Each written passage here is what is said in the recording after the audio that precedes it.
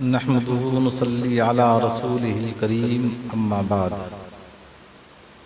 فأعوذ بالله من الشيطان الرجيم بسم الله الرحمن الرحيم واركعوا مع الراكعين صدق الله العظيم وبلغنا رسوله النبي الأمين المكين الكريم ونحن على ذلك لمن الشاهدين والشاكرين والحمد للہ رب العالمین۔ سب سے پہلے بارگاہ رسالت مآب صلی اللہ تعالی علیہ وآلہ وسلم میں درود شریف کا ہدیہ عقیدت پیش کریں اور پڑھیں۔ اللہم صلی علی سیدنا و شفیعنا و مولانا محمد بارک وسلم صلاۃ و سلام علیک یا سیدی یا رسول اللہ صلی اللہ تعالی علیہ وآلہ وسلم۔ اسلام کے مقدس شہزادوں، پیارے مصطفیٰ کے پیارے دیوانوں اور پردہ نشین اسلامی خواتین،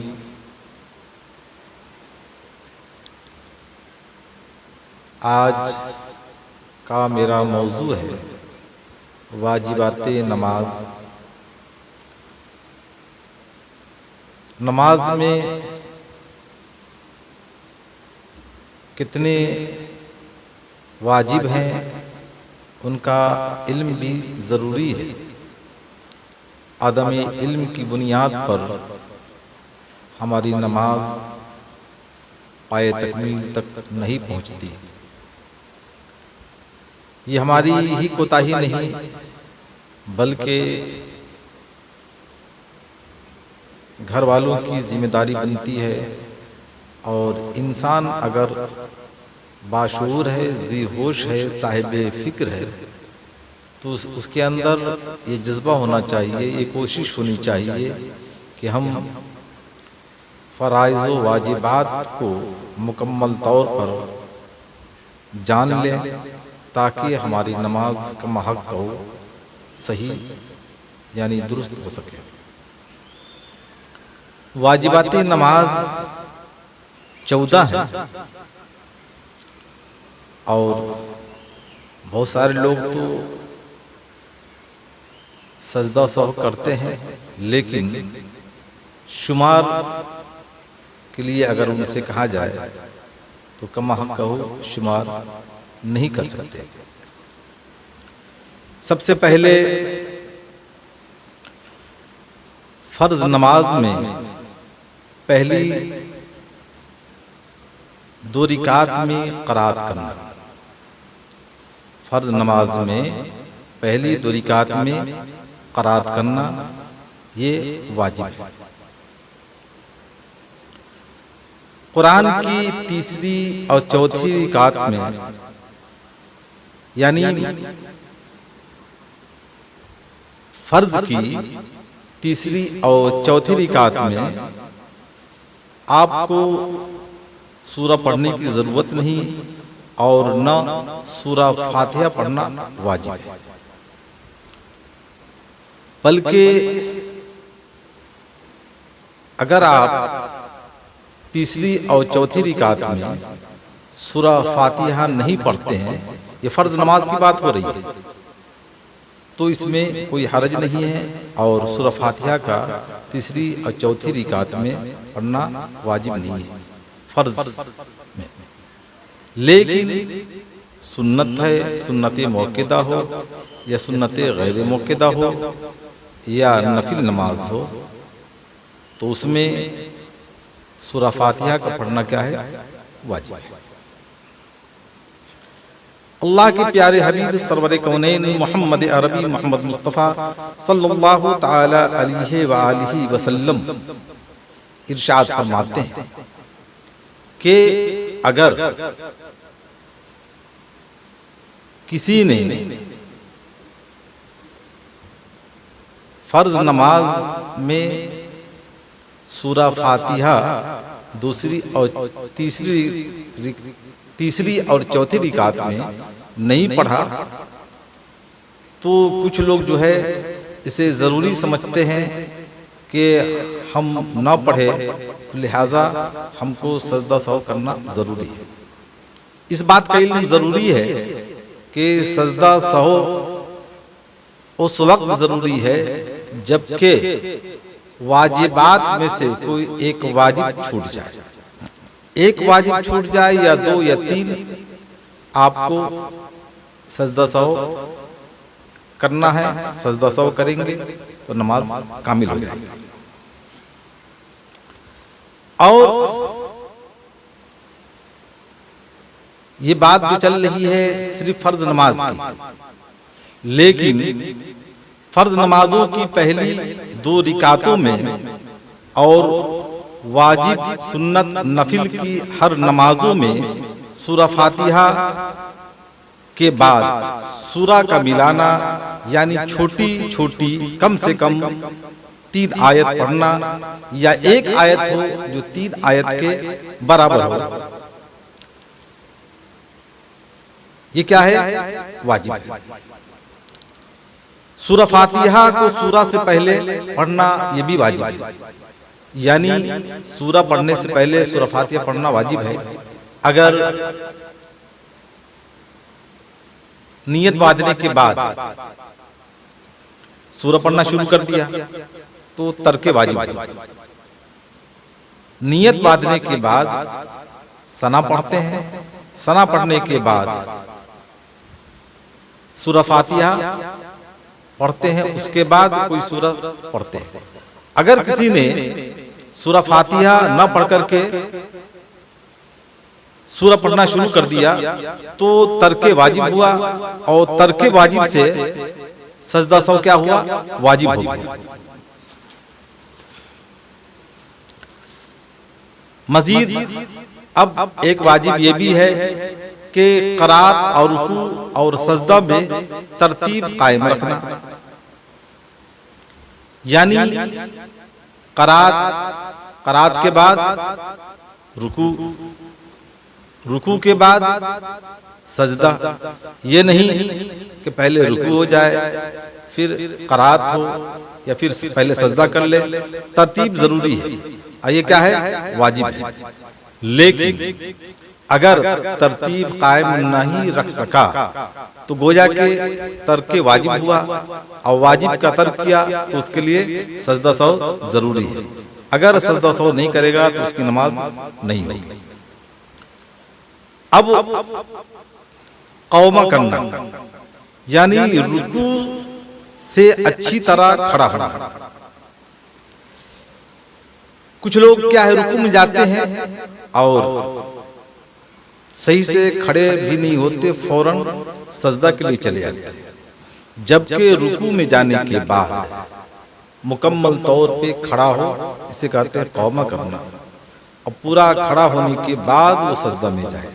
لیکن اگر اچھی طرح کھڑا نہیں ہوا اور چلا گیا سجدہ میں تو ترک واجب ہوا، اور واجب کو ترک کرنے سے سجدہ سہو واجب ہے. اگر سجدہ سہو نہیں کیا تو اس کی نماز نہیں ہوئی. یہ زیادہ تر ہمارے نوجوانوں کے اندر یہ باتیں پائی جاتی ہیں کہ نماز کو سوچتے ہیں کتنی سورت کتنی جلدی میں ہم پڑھ لیں تاکہ ہم لہو و لعب میں اپنے احباب میں بیٹھ کر کے محو گفتگو ہو جائیں، جبکہ مسجد میں یا کہیں بھی نماز کے ارادہ سے بیٹھا یا نماز کا ارادہ کیا، الحمدللہ اس کے نامہ اعمال میں نیکیاں فرشتے لکھنا شروع کر دیتے ہیں. مسجد میں اگر بیٹھا ہے اطمینان و سکون سے نماز پڑھ رہا ہے، الحمدللہ اس کی نیکیاں بڑھ رہی ہیں. نماز پڑھنے کے بعد بھی اگر مسجد میں بیٹھا ہے تو جتنی دیر مسجد میں بیٹھے گا اللہ تعالیٰ اس کے نامہ اعمال میں نیکیاں لکھنے کا حکم صادر فرمائے گا.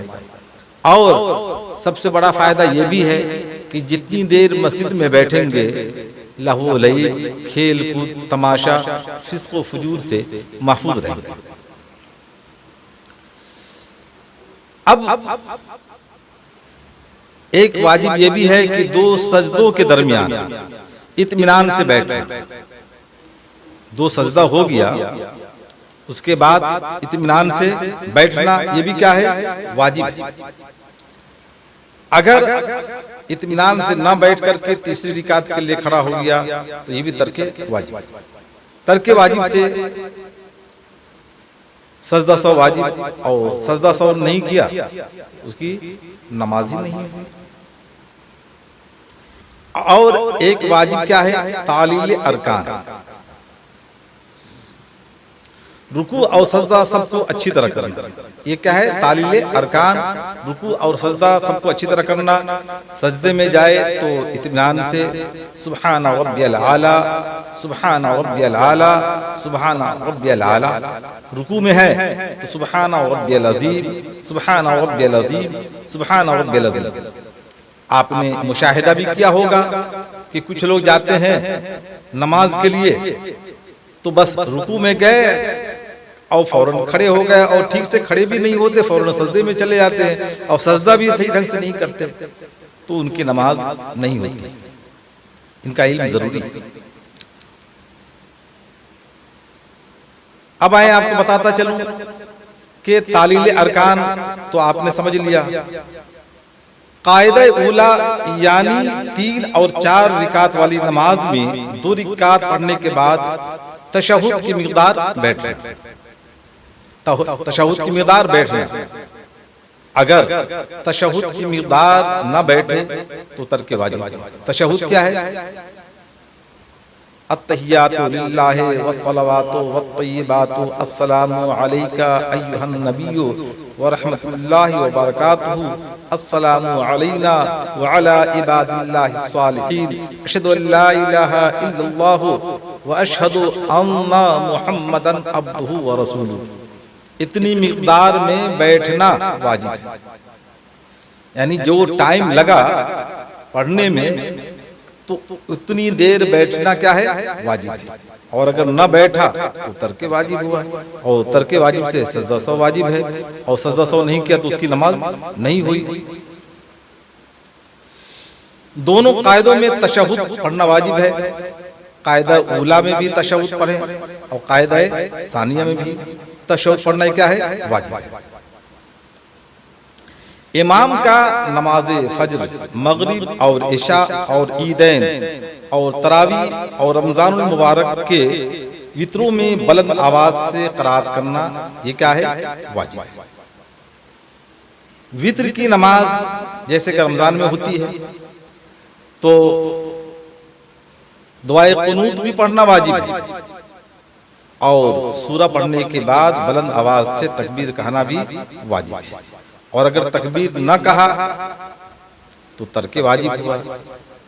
دعائے قنوت نہ پڑھا تو ترک واجب ہوا، اور ترک واجب سے سجدہ سہو واجب ہے. اور اگر سجدہ سہو نہ کیا تو اس کی نماز نہیں ہے. ہماری قوم ان باتوں سے مکمل طور پہ ناشنا ہے. ہمیں چاہیے کہ ہم اپنی قوم کو اس بات کے لیے آمادہ کریں، اس بات پر ہم ان کو مائل کریں کہ تعلیم سے خود کو مبرہ اور منزہ کرو تاکہ تم کسی کے محتاج نہ رہو نماز پڑھنے میں. اچھا، آپ نے تو نماز پڑھ لیا، لیکن سلام یعنی السلام علیکم ورحمۃ اللہ، السلام علیکم ورحمۃ اللہ، یہ بھی کیا ہے؟ واجب ہے. اگر سلام نہ پھیرا تو ترک واجب ہے، اور ترک واجب سے نماز نہیں ہوئی. نماز وطر میں دعائے قنوت کے لیے تکبیر کہنا جیسا کہ میں نے ابھی سے پہلے کہا. دونوں عیدین یعنی عید الفطر اور عید الاضحیٰ کی دونوں نمازوں میں زائد تکبیر کہنا واجب ہے. جیسا کہ عید الفطر کی نماز پڑھتے ہیں، عید الفطر کی نماز میں نیت کرتے ہیں، نیت کی میں نے 2 رکعت نماز عید الفطر کی واجب زائد 6 تکبیروں کے واسطے اللہ کے پیچھے اس امام کے منہ برا کعبہ شریف کی طرف اللہ تو زائد جو تکبیر ہے 6، 3 پہلے 3 بعد میں، ثنا پڑھنے کے بعد فوراً تکبیر کے لیے ہاتھ اٹھایا، پھر دوسری بار دوسری تکبیر کے لیے اٹھایا، پھر تیسری تکبیر کے لیے اٹھایا، پھر الحمد پڑھنے کے بعد تلاوت ہوئی، پھر رکوع میں گئے۔ اسی طریقے سے دوسری رکعت میں کھڑے ہوئے تو اس وقت تکبیر نہیں کہیں گے، پہلے الحمد شریف پڑھیں گے، اس کے بعد کوئی سورہ پڑھیں گے، جب رکوع میں جانا ہوگا تب تکبیر کہیں گے، 3 تکبیر کہیں گے اور کان تک یعنی کان کے لو تک ہاتھ لے جا کر کے چھوڑ دیں گے، چوتھی تکبیر میں ہمیں رکوع میں جانا ہے۔ اسی طریقے سے عید الاضحیٰ کے اندر بھی ہے، یہ سب واجبات ہوئے۔ ان واجبات کی معلومات ضروری ہے، اگر ان واجبات کی معلومات نہیں ہے تو یہ آپ محسوس کریں کہ ان کو عدم علم کی بنیاد پر نماز ان کی کامل کیا نماز ہوتی ہی نہیں، کیونکہ فرض اگر چھوٹ گیا تو نماز نہیں ہوگی، واجب چھوٹ گیا تو سجدہ سہو ہے، سجدہ سہو اگر کیا تو نماز ان کی ہوگی۔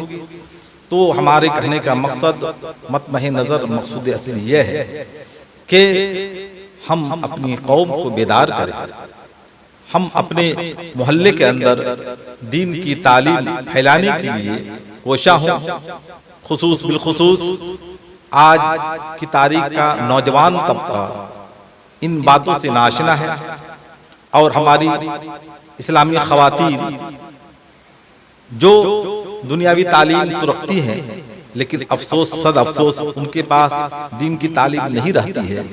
جب ان کا کہیں سے رشتہ آتا ہے اور رشتہ لے کر آنے والے ان سے دینی سوالات کرتے ہیں تو بچیاں عدم معلومات کی بنیاد پر جواب کا محق نہیں دے پاتی ہیں، تو آنے والا یہی سوچتا ہے کہ بچی دیندار نہیں ہے، اس بچی کا دین سے کوئی تعلق نہیں ہے، جبکہ بچی قرآن بھی پڑھتی ہے، نماز بھی پڑھتی ہے، لیکن ارکان نماز سے ناشنا ہے، شرائط نماز سے ناشنا ہے، واجبات نماز سے ناشنا ہے۔ تو ہمیں ضروری ہے کہ ہماری بچیاں جو ہیں گھر میں رہتی ہیں تو ان کو ہم ان چیزوں کی طرف ان کا میلان کریں، ان کے ذہن کو اور ان کی فکر کو وسیع کرے تاکہ ان کے ذہن و فکر میں دین کی باتیں منجمد ہوں۔ رب قدیر کی حضور دعا ہے کہ پروردگار عالم ہمیں ان باتوں پر عمل کرنے اور کرانے کی توفیق رفیق عطا فرمائے، آمین بجائے سید المرسلین۔ السلام علیکم ورحمۃ اللہ وبرکاتہ۔